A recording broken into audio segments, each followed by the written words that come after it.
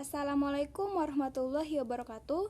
Perkenalkan, nama saya Dita Puspitasari dari Fakultas Dakwah dan Komunikasi, Prodi Bimbingan Penyuluhan Islam kelas D. Di sini saya akan menjelaskan ayat Al-Quran tentang kepribadian konselor atau penyuluh untuk memenuhi tugas ujian akhir semester pada mata kuliah Tafsir Bimbingan Penyuluhan Islam yang diampuh oleh Bapak Dr. Kusnadi MA.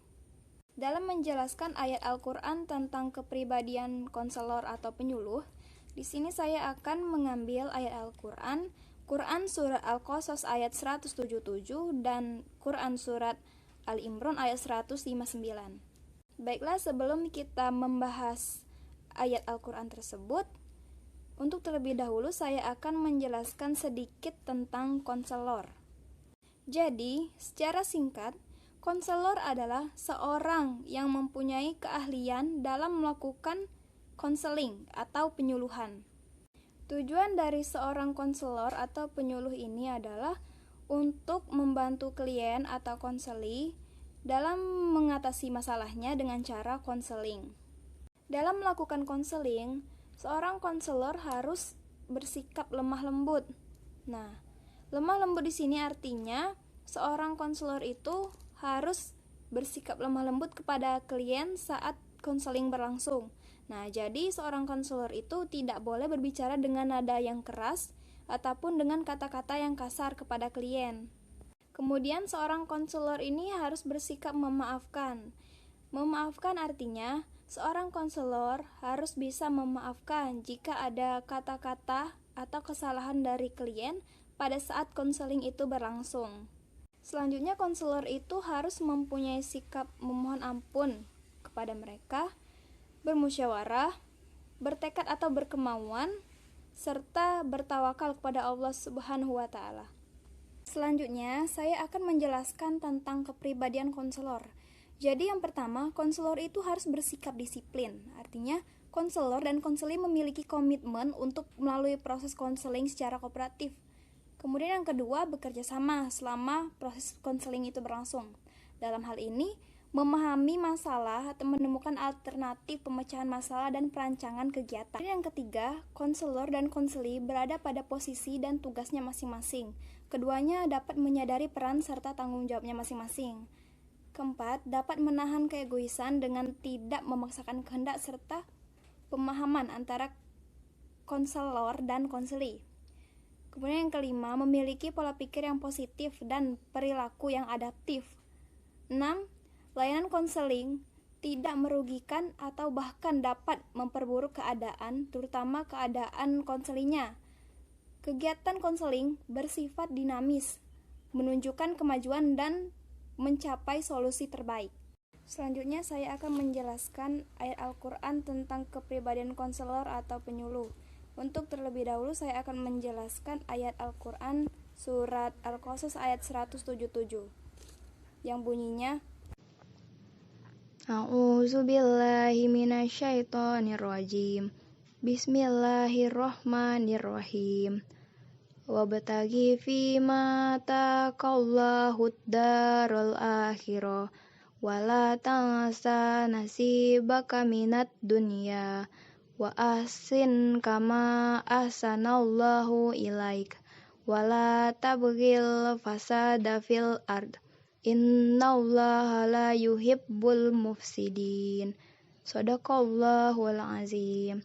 Artinya, dan carilah pada apa yang telah dianugerahkan Allah kepadamu, kebahagiaan negeri akhirat, dan janganlah kamu melupakan kebahagiaanmu dari kenikmatan duniawi, dan berbuat baiklah kepada orang lain, sebagaimana Allah telah berbuat baik kepadamu, dan janganlah kamu berbuat kerusakan di muka bumi. Sesungguhnya Allah tidak menyukai orang-orang yang berbuat kerusakan. Quran Surat Al-Qasas ayat 177.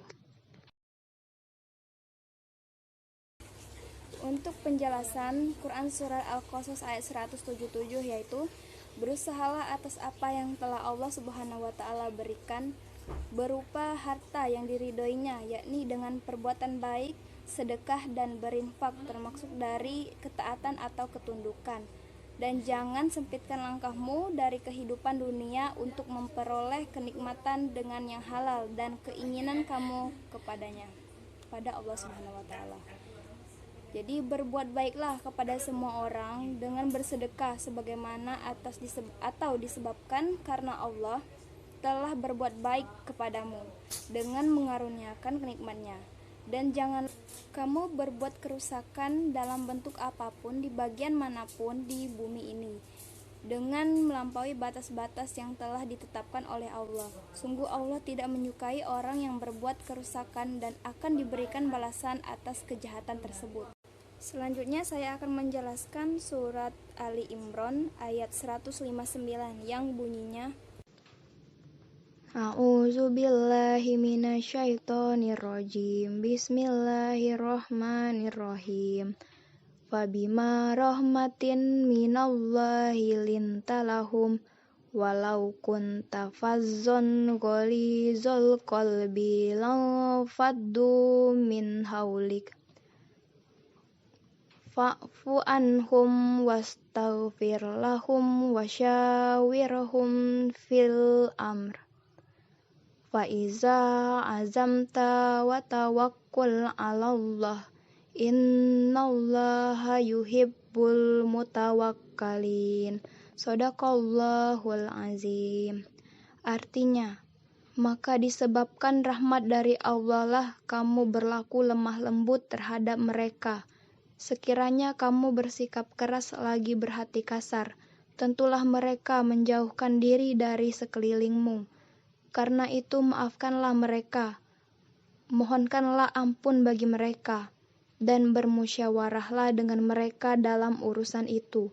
Kemudian apabila kamu telah membulatkan tekad, maka bertawakallah kepada Allah. Sesungguhnya Allah menyukai orang-orang yang bertawakal kepadanya.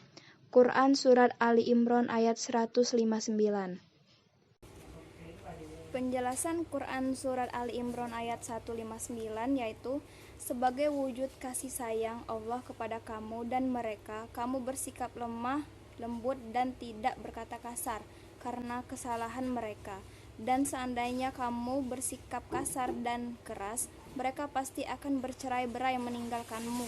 Oleh sebab itu, lupakanlah kesalahan mereka, mintakanlah mereka ampunan kepada Allah, dan ajaklah mereka bermusyawarah untuk mengetahui pendapat mereka dalam berbagai persoalan yang tidak disebut dalam wahyu. Apabila kamu telah bertekad untuk mengambil suatu langkah setelah terlebih dahulu melakukan musyawarah, laksanakanlah langkah itu dengan bertawakal kepada Allah, karena Allah benar-benar mencintai orang-orang yang menyerahkan urusan kepadanya. Musyawarah adalah salah satu pokok ajaran yang sangat penting dalam Islam. Al-Quran hanya menjelaskan prinsip-prinsip umum dan garis besarnya saja. Selanjutnya perinciannya diserahkan kepada manusia sesuai tuntutan ruang dan waktu. Itulah yang dapat saya sampaikan. Apabila ada kata salah, saya mohon maaf. Kepada Allah saya mohon ampun.